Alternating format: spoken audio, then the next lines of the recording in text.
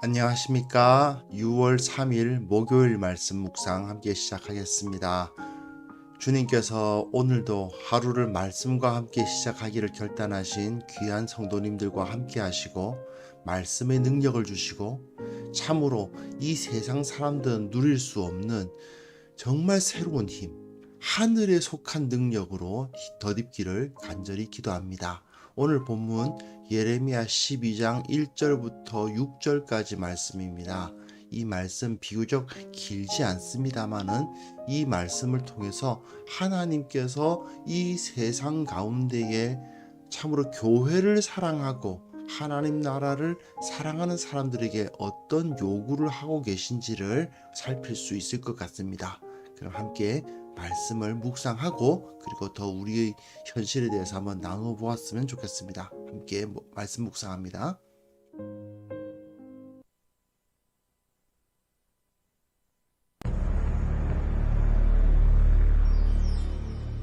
여호와여, 내가 주와 변론할 때에는 주께서 의로우시니이다.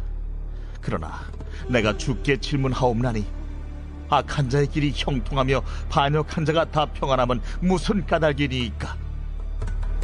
주께서 그들을 심으심으로 그들이 뿌리가 박히고 장성하여 열매를 맺었거늘 그들의 입은 주께 가까우나 그들의 마음은 머니이다. 여호와여, 주께서 나를 아시고 나를 보시며 내 마음이 주를 향하여 어떠함을 감찰하시오니 양을 잡으려고 끌어낸 것 같이 그들을 끌어내시되 죽일 날을 위하여 그들을 구별하옵소서. 언제까지 이 땅이 슬퍼하며 온 지방의 채소가 마르리이까? 짐승과 새들도 멸절하게 되었사오니 이는 이 땅 주민이 악하여 스스로 말하기를 그가 우리의 나중 일을 보지 못하리라 함이니이다. 만일 네가 보행자와 함께 달려도 피곤하면 어찌 능히 말과 경주하겠느냐? 네가 평안한 땅에서는 무사하려니와 요단 강물이 넘칠 때는 어찌하겠느냐? 내 형제와 아버지의 집이라도 너를 속이며 내 뒤에서 크게 외치나니 그들이 네게 좋은 말을 할지라도 너는 믿지 말지니라. 네, 오늘 말씀이 도대체 무슨 뜻인가 싶은 생각이 들 수도 있죠. 오늘 어쨌든 전체 구조를 한번 생각해 보십시오. 하나님께서 말씀하시기를 이제 자기 백성, 이 백성을 버리실 것을, 이 백성을 심판하실 것을 이야기하시는데 특별히 11장에서부터 13장까지 구조를 기억해 주셨으면 좋겠습니다. 이 구조를 살펴보시면 이제 11장 1절에서부터 17절까지가 하나님께서 저 백성들이 언약을 어겼다는 이유로 심판하겠다고 선포하시는 거예요. 그리고는 그 선포가 이루어진 이후에 이야기가 바뀌어서 예레미야가 등장합니다. 11장 18절에서부터죠. 어제 본문과 좀 얽혀져 있습니다. 11장 18절에서부터 시작해서 자기 고향 사람들, 자기는 굉장히 가깝다고 생각하고 있었는데 나하고 어릴 때부터 친구라고 생각하고 있었던 사람들이 앞에서는 아주 경건해 보이고 아주 친절해 보이는 그 사람들이 뒤에서는 자기를 죽이려고 하고 있었다. 그것이 밝혀진 거예요. 그랬을 때 예레미야가 느끼는 그 배신감, 그걸 보면서 어떻게 이럴 수가 있는가 하는 그 강한 배신감 때문에 하나님 앞에 이제 오늘 기도하고 있는 것입니다. 즉 영적인 위선자들, 앞에서는 아주 웃는 얼굴이고 굉장히 친절하고 어떻게 보면 예레미야의 친구인 척 했을 수도 있죠. 하지만 그 사람들이 뒤에서는 예레미야가 전하는 말씀이 싫어서 죽이려고 하고 하나님의 말씀을 전혀 어떤 하나님의 말씀이라고 생각하지 아니하고 겉으로는 경건해 보이지만 하나님의 말씀을 전하는 사람을 죽이는데 앞장서려고 하는 그런 모습들이 여기서 나타나면서 이제 오늘 본문 이제 하나님 앞에 예레미야가 질문하고 있는 것입니다. 그걸 한번 보셨으면 좋겠습니다. 자, 여호와여, 내가 주와 변론할 때에는 주께서 의로우시나이다. 의로우시니이다. 이게 무슨 소리겠습니까? 저하고 하나님하고 무슨 이제 변론을 한다는 것은 논쟁을 한다는 얘기예요. 하나님하고 어떻게 논쟁을 하는가 싶지만 그래도 지금 예레미야는 하나님 앞에 나가서 지금 논쟁을 하고 싶어요. 물론 당신이 이길 건 알고 있습니다. 주께서 의로우시니다. 내가 틀린 건 알겠고 하나님께서 옳으신 건 알겠어요. 하지만 나 도무지 이거 이해가 안 된다. 그래서 하나님께 제가 질문을 하고 싶습니다. 악한 자의 길이 형통하며 반역한 자가 다 평안함은 무슨 까닭입니까? 여기서 악한 자와 반역한 자가 누구겠어요? 물론 유다와 이 예루살렘 거민들의 모든 그 악한 사람들, 하나님께 거역한 사람들을 의미하는 것이기도 하겠죠. 하지만 여기서는 누구겠습니까?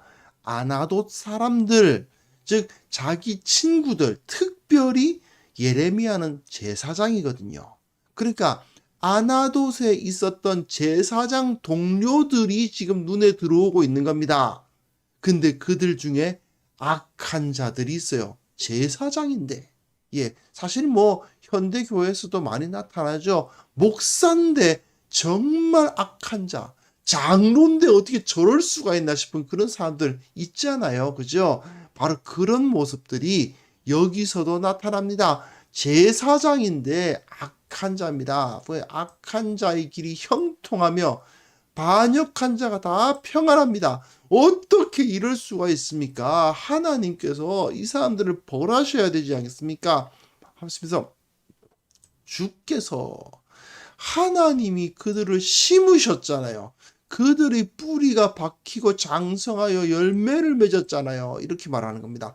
하나님께서 그 악한 자들을 여기에 두셔가지고 뿌리를 깊게 내리고, 예, 제가 첫 번째 그림을 이렇게 제가 이 첫 번째 화면에 이 그림을 제가 사용한 데 이유가 있죠. 이게 뿌리가 쫙 어디까지 뿌리를 내리는지 모르겠다는 겁니다. 이 악인들의 뿌리가 엄청나게 이제 뿌리가 깊게 박혀 있습니다.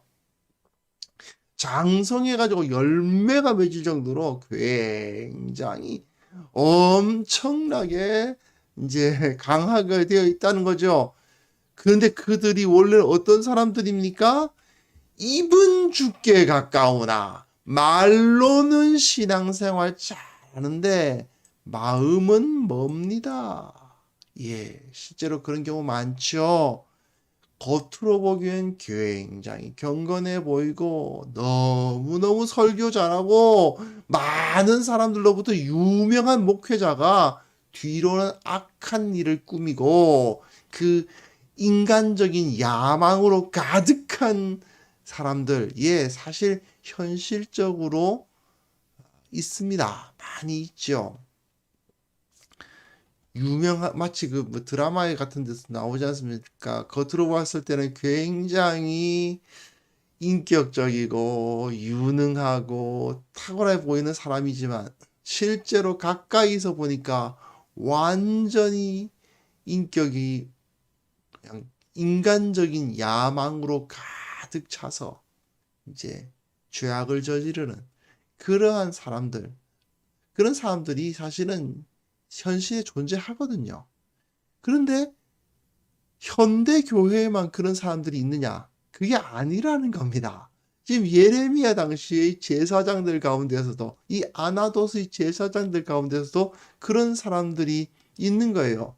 이 어떤 사람들이 결국 종교 기득권층들이에요. 이 종교 기득권층들은 열심히 하나님 섬기는 것처럼 보여요. 입은 주님께 가까워요. 하지만 실제로는 하나님에 대해서는 관심 없습니다.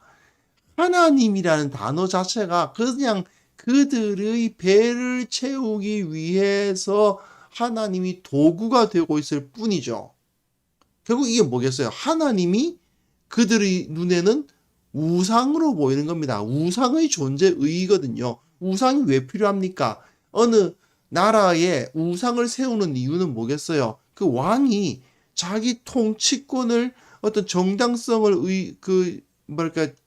얻기 위해서 존재하지 않는 신을 하나 딱 갖다 놓고는 이 신이 나를 왕으로 세웠다. 나는 이 신의 아들이다. 뭐 이런 식으로 하면서 섬기게 만들고 사람들이 우민화를 시켜가지고 그들 앞에 절하게 만들면 저 신이 나에게 명령하기를 이렇게 하라고 했다. 뭐 이런 식으로 하잖아요. 실제로 현실적으로 뭐 이제 그 악한 목회자, 저도 목사로서 참 누워서 침 뱉는 느낌이 들어서 좀 그렇긴 합니다만은 그런 자들이 있죠. 하나님의 이름을 팔아서 악한 짓 하는 자들. 정말 같은 목회자로서 정말 그냥 막 안에서 그런 사람들을 보면 뭐랄까 제 안에서 막 분노가 막 일어나는 그런 걸 진짜 느끼게 되는데요. 여하튼 그런 사람들이 있습니다. 그런 사람들을 보면서 예레미야가 질문하는 거예요. 하나님 어떻게 저런 자들이 저렇게 형통할 수 있습니까? 저렇게 인간적인 야망으로 가득한 자가 목회하는 교회는 커지고 저 사람들이 유명해지고 저 사람들이 막 재정적으로도 넉넉하고 어떻게 그럴 수가 있습니까? 하나님이 저들의 뿌리를 내리게 하시고 저들로 하여금 장성하게 하시고 열매까지 맺게 하실 수 있습니까? 어떻게 그럴 수가 있습니까? 지금 그런 이야기를 하고 있는 거죠. 여호와여 주께서 나를 아시고 나를 보시며 내 마음이 주를 향하여 어떠함을 감찰하시오니 무슨 소리입니까? 하나님 제가 하나님만 사랑하고 하나님을 기뻐하고 하나님 높이려고 했던 거 아시죠? 제가 지금 하나님 앞에서 무슨 제가 저 사람들에 대해서 어떤 뭐 질투를 해가지고 지금 그러고 있는 거 아닌 거 아시지 않습니까? 라고 말하면서 양을 잡으려고 끌어냄과 같이 그들을 끌어내시되 죽일 날을 위하여 그들을 구별하옵소서. 이렇게 이게 무슨 소리겠어요? 악한 자들, 우리식으로 말하면 제가 목회자가 이 예레미야도 뭐 제사장이니까 목사 한 명이 하나님 앞에 기도하는 거예요. 어떻게 저렇게 말이죠. 교회 내에 범죄를 저지르고 신학교에서 배웠던 그 신학과는 전혀 상관없는 소리를 강단에서 하고 그리고 자기 기득권을 얻기 위해서 자기가 목회하는 교회 뭐 사람 수 늘리겠다는 이유로 수단과 방법을 가리지 않는 저런 자들을 어떻게 하나님께서 내버려 두신단 말입니까? 주님, 저는 저 사람들한테 무슨 뭐 이제 그 질투심 느껴서 이런 거 아닌 거 아시죠? 그렇게 말하면서 양을 잡으려고 끌어냄과 같이 그들을 끌어내시라. 이게 양을 잡으려고 끌어낸다는 말은 이제 양떼를 이렇게 자기가 가지고 있는데 손님이 찾아와서 양고기를 이제 대접해야 되겠다 싶을 때가 있는 거예요. 그죠? 그런 경우가 생기지 않겠습니까? 내가 양떼를 이렇게 목축을 하고 있지만 이제 고기를 한번 먹어야 할 때가 있죠. 한번 잔치 한번 벌리자. 또는 뭐 손님이 오셨는데 대접을 하자. 그러면은 이제 양을 물론 양떼를 다 잡을 리는 없지 않습니까? 당연히 그 양떼 중에 한 마리를 잡겠죠. 그럼 그 한 마리를 어떤 양을 잡겠습니까? 이게 저도 목축을 해본 건 아니고 하다 보니까 잘 알아서 하는 말은 아니겠습니다만은 이 목축을 하다 보면 그 양이나 소들도 다 성격이 다 다르대요. 어떤 녀석은 진짜 양이라는 그 말처럼 정말 순해가지고 그냥 이리 와 그럼 오고 저리 가 그럼 가고 이거 먹으라 하면 먹고 가라 하면 가고 말 잘 듣는 순한 양이 있는가 하면 어떤 양은 맨날 싸우고 옆에 있는 다른 양들 들이받고 막 그런 이제 말 안 듣는 그런 양이 있나 봐요. 그러니까 그것도 다 마치 사람 세계처럼 이제 성격 나쁜 양들이 있고 순한 양들이 있는데 이제 목자가 이제 그렇게 기르다가 한 마리 잡아야 돼요. 이 목자 입장에서는 어느 양 잡고 싶겠어요? 당연히 말 안 듣고 말썽 피우는 양을 잡고 싶지 않겠어요. 그죠? 그 녀석 잡아서 이제 고기를 먹지 말 잘 듣고 이쁜 양을 최대한 안 잡아먹겠죠. 가장 늦게 잡아먹으려 하지 않겠습니까? 그와 마찬가지란 겁니다. 양을 잡으려고 끌어냄과 같이 저 나쁜 놈이 있잖아요. 양 잡을 때 제일 말 안 듣고 말썽 부리는 양을 잡아먹는 것처럼 양을 잡으려고 끌어낸 것 같이 그들을 끌어내셔서 죽일 날을 위하여 그들을 구별하옵소서. 그 나쁜 녀석들 끄집어내서 그냥 하나님께서 심판해버리시면 지금 이 땅이 이렇게 슬퍼하면서 온 지방의 채소가 마르는 이런 상황. 예. 우리식으로 말하면 이런 거죠. 진짜 저는 악한 소수의 몇 명의 교회의 얼굴에 똥칠을 하는 저런 자들 때문에 온 교회가 욕을 먹고 온 교회가 비난을 당하고 전도를 하기가 힘들고 이런 상황이 벌어지고 있지 않습니까? 짐승과 새들도 멸절하게 되었습니다. 지금 이 유다 백성이 이런 악한 자들 때문에, 이런 악한 종교 기득권자들 때문에 하나님을 우상으로 섬기고 자기 배를 채우기 위해서 하나님 섬긴다고 거짓말하는 저런 자들 때문에 짐승과 새들이 멸절하게 됐는데 언제까지 이렇게 내버려 두시겠습니까? 이 땅 주민들이 이제 악해져 가지고 스스로 말하기를 그가 우리의 나중 일을 보지 못하리라. 그가라는 말은 하나님을 말하는 거예요. 하나님이 우리의 나중에 뭘 하게 될지 알지 못하리라. 그런 의미로 보는 것이 더 나을 것 같습니다. 물론 다른 해석으로는 그가 우리의 나중 일을 보지 못하리라 하는 게 이제 예레미야 선지자를 의미하는 거라고 볼 수도 있습니다. 뭐냐면 이제 선지자가 죽어서 이게 자기네들이 선지자를 죽일 거니까 죽이면 우리의 나중 일, 우리가 나중에 어떻게 될지를 볼 수 없겠죠. 예. 그런 의미로 해석할 수도 있습니다. 즉 하나님이 나중에 우리가 뭘 할지를 알지 못할 것이다. 우리가 지금 뭐 하는지 하나님은 모른다. 그렇게 생각하고 있다는 것도 있고, 또는 이제 그가 우리의 나중 일을 보지 못하리라. 저들이 나를 죽이려고 합니다. 뭐 둘 다 해석이 가능해요. 어쨌든 그렇게 이렇게 악한 말을 하고 있습니다. 이랬을 때에 그 악한 자들, 저들을 오도하고 거짓된 가르침으로 이끄는 사람들을 하나님께서 양을 잡으려고 끌어냄과 같이 그 나쁜 놈들 하나씩 딱딱 솎아내버리면 지금 이 땅이 좀 괜찮아지지 않겠습니까?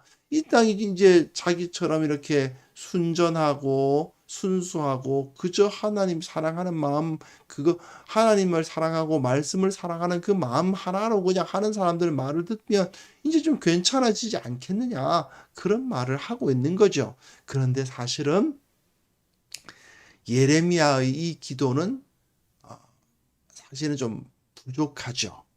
뭐냐 하면 마치 교회의 어떤 그 부끄러운 모습들을 보면서 교회가 개혁되어야 된다고 외치는 젊은이들이 현실에 대한 깊은 숙고를 하지 않은 상태로 막 교회를 개혁하자, 뭐 바로잡자, 뭐 이렇게 외칠 때 많이 나타나는 그런 말이기도 합니다.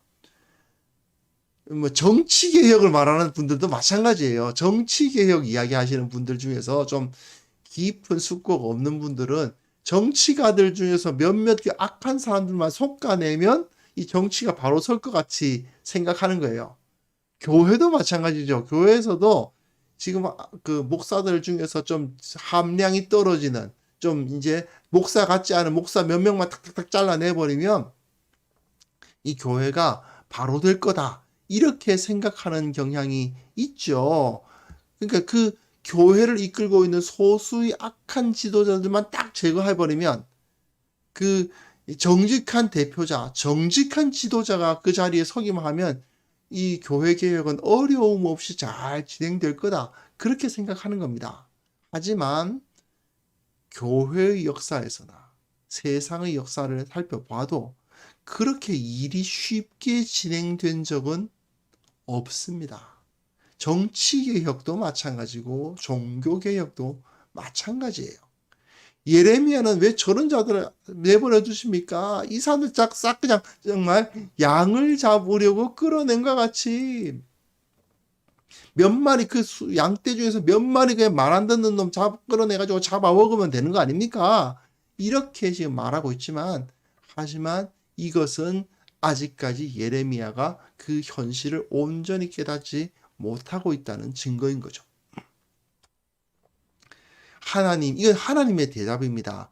하나님께서 이제 5절, 6절이 대답하시는데 만일 네가 보행자와 함께 달려도 피곤하면 어찌 능히 말과 경주하겠느냐. 이게 무슨 소리일까요? 너는 지금 사람들과 함께 뛰고 있는 거야. 그런데 너는 말과 경주를 해야 돼. 그 말입니다. 사람이 어떻게 말과 같이 뜁니까?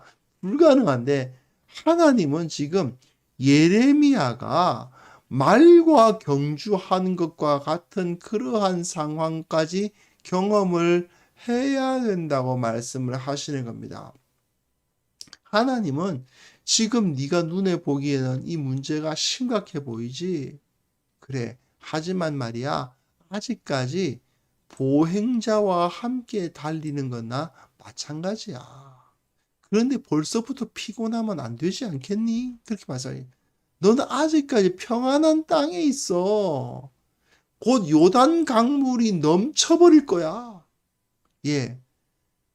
네가 지금 경험하고 있는 교회의 모든 문제들, 교회 안에서 경험한 모든 심각한 그런 어려움들, 막 속 터지는 일들, 분노가 쌓이는 그 모든 일들을 경험했지. 그게 지금 너무 힘들고 어떻게 이러실 수 있느냐고 말이 나오지. 아직까지 멀었다. 그보다 더 심각한 문제도 있을 것이다. 그보다 더 큰 문제를 경험하게 될 것이다. 그 말씀하시는 거예요. 너는 지금 피곤하다고 지금 문제 해결해 달라고 말해서는 안 된다. 왜 그렇습니까? 사실은 이 하나님의 나라를 바로 잡는 데 있어서 그렇게 단순하게 일이 끝날 것이 아니고 계속되는 문제를 겪게 될 것이고 그걸 하나하나 전부 해결해 나가는 일을 경험해야만 되기 때문입니다. 그러면서 네 친구들이 너를 속였다고 그렇게 화가 나지 너의 형제와 아버지의 집이라도 너의 형제라면은 같은 형제 아닙니까? 그 같은 집의 사람들 아버지의 집이라는 표현은 같은 식구 말하는 거예요. 네 아버지의 그 후손, 네 형제 그들이라도 너를 속이며 내 뒤에서 크게 외칠 것이다. 예. 아나도 제사장들이, 아나도 사람들, 너와 어릴 때부터 함께 있었던 고향 사람들이 너를 속이고 너를 죽이려고 했던 것 때문에 상처를 받고 어떻게 이럴 수가 있느냐 하면서 저 악인들을 하나님께서 제거해 주시지 않느냐고 막 말하고 있는데 그보다 더 가까운 네 형제, 네 아버지의 집사람들이 그렇게 할 거야. 그들이 너에게 좋은 말을 할지라도 그렇죠. 친구들이 앞에서는 아주 그냥 나이스하게 얘기해 주지만 뒤에서는 칼을 꽂는 사람들 아닙니까? 그런 모습이 네 친구들이 아니라 너의 가족들에게서도 나타날 거다. 더 심각하고 더 충격적인 일들을 경험하게 될 건데 지금 피곤하면 안 되지 않겠냐? 그 정도가 아니란다. 이렇게 말씀을 하시는 거죠. 자, 이것이 바로 어떤 하나님의 백성, 교회를 바로잡고 개혁하고 싶고 하는 그런 꿈을 꾼 사람들이 경험하는 현실인 것입니다. 사실 어떤 문제를 고치고 해결하고 싶다면 이 모든 문제가 일거에 해결될 수 있을 것이라는 그러한 좀 순진한 생각? 그런 것을 나이브하다고 그러죠. 그런 나이브한 생각으로부터 좀 벗어나야 됩니다. 정치 개혁을 이야기하는 사람들이 대통령 바뀌면 될 거야 이렇게 말하면 어리석은 거죠. 대통령 한 명 바뀐다고 정치가 개혁됩니까? 천만의 말씀입니다. 교회 개혁을 꿈꾸는 사람들이 소수의 문제를 일으키는 그러한 목회자들만 딱딱 면직하고 존경받는 목회자들만 세워지면 될 거다. 교회가 가지고 있는 문제의 본질을 전혀 보지 못한 생각일 수밖에 없습니다. 마치 예레미야가 말하는 것처럼 양을 잡으려고 끌어냄 같이 그들만 딱 제거해 주시면 이 교회가 바로 서지 않겠냐고 생각하는 것과 마찬가지인 거죠. 사실 교회가 거룩함을 회복하고 하나님 앞에서 온전해지고 참으로 세상의 소금과 빛의 역할을 감당하는 그런 공동체가 되려면 그야말로 지난한 과정을 거쳐야 되는 겁니다. 단순히 몇 사람의 악행을 그냥 벌하고 그들을 면직하고 내쫓아내버리면 교회가 바로 설 수 있을 것이다. 천만의 말씀입니다. 몇 가지 조직만 좀 바꾸고 제도만 좀 바꾸면 될 것이다. 아니올시다. 안 됩니다. 그건 어리석은 생각입니다. 이 교회가 정말 하나님의 능력으로 충만하지 않으면, 말씀으로 충만해지지 않으면 문제는 해결되지 않습니다. 종교개혁의 역사를 살펴보십시오. 마틴 루터가 종교개혁을 일으켰다고 많이들 생각하십니다만은, 사실 마틴 루터는 그 이전 세대로부터 그 교회에 가득 차 있던 점점 그 개혁의 에너지가 가득 찬 이후에 빵 터트린 사람에 불과합니다. 그 이전에 수많은 교회의 개혁을 꿈꾸었던 사람들의 피와 땀과 눈물이 쌓인 상태에서 마틴 루터가 이제 1517년에 이제 그 종교개혁을 95개조 조항을 내거는 거예요. 그것이 빵 터져서 지금까지 수백 년에 걸쳐서 쌓여왔었던, 정말 켜켜이 쌓여왔던 그 에너지가 터졌기 때문에 종교개혁이 일어나는 거지, 마틴 루터가 그냥 한 사람이 똑똑하게 해가지고 짠 된 게 아닙니다. 이걸 우리가 깨달아야 돼요. 몇 사람, 정말 목사 같지 않은 사람 몇 사람 잘라내면은 교회가 바로 설 것이다? 천만에요. 그런 일은 일어나지 않습니다. 그렇기 때문에 우리는 이제 말과 경주해야 되겠다. 내가 말과 경주할 수 있을 정도의 사람으로서 성장해야 된다. 말과 경주할 수 있는, 요단 강물이 넘치는 상황에서도 견뎌낼 수 있는 능력을 갖춰야 된다. 그런 마음을 우리가 가져야 합니다. 정말 하루하루 매일의 삶 가운데에서 하나님의 말씀과 영성으로서 나 자신을 채우고, 또한 우리 함께한 공동체의 사람들을 채우고, 그들이 모두 다 주님의 능력으로 가득해졌을 때에 이 교회는 바로 세워질 수 있는 것입니다. 이걸 우리가 깨달아야 됩니다. 이 부르심 앞에 우리가 진지하게 서야 됩니다. 이 교회를 정말 종교개혁의 능력으로 교회를 바로잡고 싶으십니까? 교회가 세상으로부터 욕을 먹고 조롱을 당하는 현실이 통탄스러우십니까? 그런 마음이 들면 들수록 먼저 내 안에 하나님의 말씀과 진리와 성령으로 주님 앞에 경건하게 사는 삶으로 내 안을 채워 나가야 되고요. 그리고 나와 함께한 사람들에게 그러한 삶을 도전하고 그들도 또한 그러한 삶을 살아갈 수 있도록 해야 됩니다. 그러지 않으면 이 교회는 결코 바로 설 수가 없습니다. 이 사실을 우리가 기억하면서 하나님께서 우리에게 요구하시는 그 정도가 아니다. 그저 양 잡아 먹을 때처럼 양 몇 마리 그 악한 자들 몇 명 솎아낸다고 교회가 바로 세워지는 것이 아니다.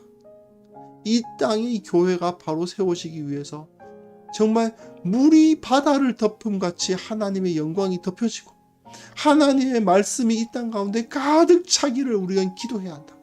그것을 위해서 나의 작은 힘 하나라도 보태겠다라는 그 마음으로 우리가 서야 한다. 이 사실을 하나님께서 우리에게 말씀하고 계십니다. 이 시간 우리의 마음을 바로잡을 수 있도록 나도 그들 가운데 서게 하옵소서.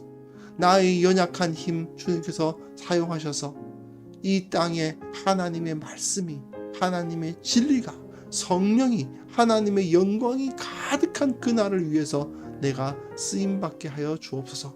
함께 기도하는 시간 가졌으면 좋겠습니다. 기도하겠습니다.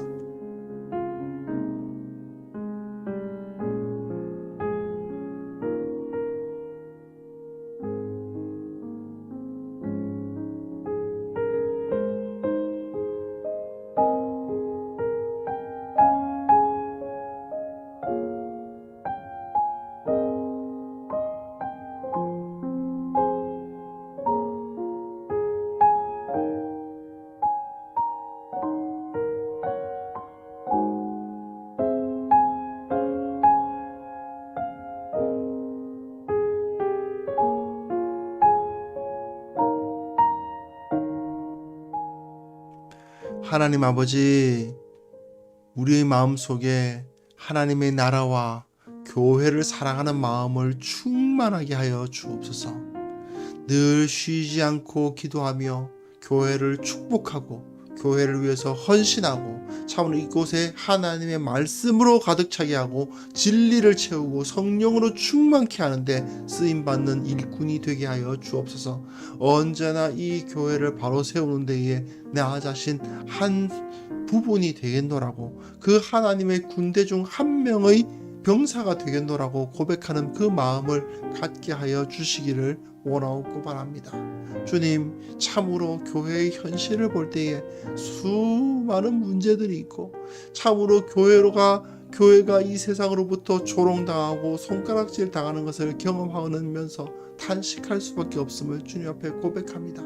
그러나 먼저 우리들 가운데 깊이 또아리 틀고 있는 이 죄악의 문제가 해결되지 않고서는 도무지 해결의 길이 없사오니 주께서 은혜를 베풀어 주시고 능력을 베풀어 주셔서 주의 말씀의 능력과 주의 진리의 능력으로 이 모든 죄악을 뽑아내어 버릴 수 있도록 도와주시고, 참으로 아프고 힘들다 하더라도 그 모든 것을 바꾸어 나감으로 말미암아 회개의 영으로 충만케 하여 주심으로 말미암아 모든 것이 바로잡아지는 그런 역사를 허락하여 주옵소서. 우리를 지혜롭게 하여 주시고 참으로 그저 몇몇 잘못된 사람들을 제거하고 벌함으로써 문제가 해결될 수 있는 것이 아님을 깨닫게 하여 주시고, 참으로 이 땅이 바로 세워지기 위해서, 이 땅의 교회가 바로 세워지기 위해서 어느 길로 걸어가야 할 것인가를 바라볼 수 있는 자가 되게 하여 주옵소서. 한국 교회를 위해서 특별히 기도합니다. 주님께서 이 교회를 불쌍히 여겨주시고 세상의 비난과 조롱의 대상이 되고 있사오니 주님께서 이 교회를 새롭게 거듭나게 하셔서 주님의 영광을 드러내는 날이 그들 옆에 서게 하여 주옵소서. 참으로 한국교회에 속한 모든 성도들로 하여금 물이 바다를 덮음과 같은 하나님의 영광이 이 땅을 가득 덮는 것을 참으로 목도할 수 있는 날을 허락하여 주옵소서. 이를 위해서 우리 귀한 성도들 한 사람 한 사람 거듭나게 하시고 참으로 한 사람 한 사람 말씀으로 충만케 해주시고 진리로 충만케 해주시고 언제나 경건한 삶을 살아가게 하셔서 참으로 온전히 변화되는 역사가 일어나게 하여 주옵소서. 아버지, 오늘 하루 주님 앞에 서기를 원합니다. 말씀의 능력으로 함께 하시고 주님께서 함께 하신다는 사실을 온전히 체험하는 하루, 승리하는 하루 허락하여 주시기를 원하옵고 예수 그리스도의 이름으로 기도합니다. 아멘.